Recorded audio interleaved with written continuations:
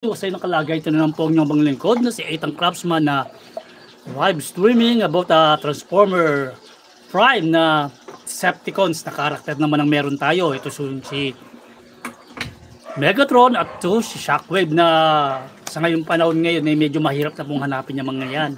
Kaya sa ating mga napapadaan sa ating live streaming, I hope may enjoy po kayo manood sa ating Let's Talk About Transformers na karakter natin na meron dyan sa screen nyo.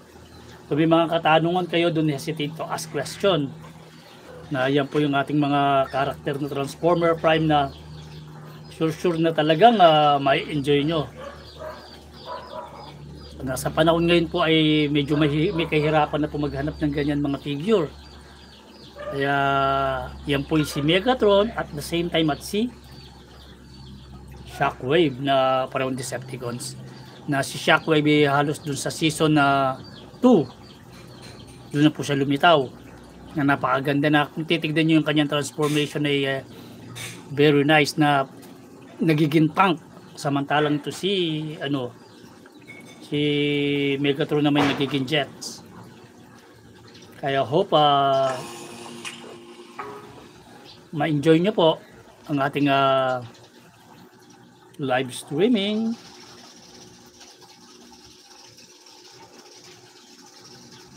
Sa mga napapadaan ay say hi hello to each other.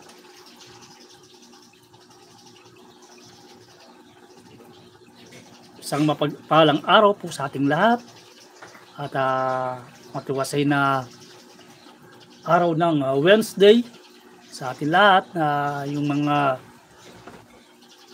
busy sa trabaho, lagi po mag-iingat, at sa yung mga nasa bahay lang naman ay talagang enjoy po natin yung mga moment.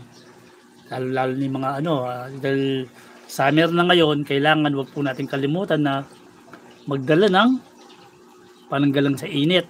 Unang-una payong pagka lumalabas, pangalawa magdala po tayo ng mga maiinom na tubig. Importante yan dahil mainit na ang panahon, yung para maiwasan dehydration.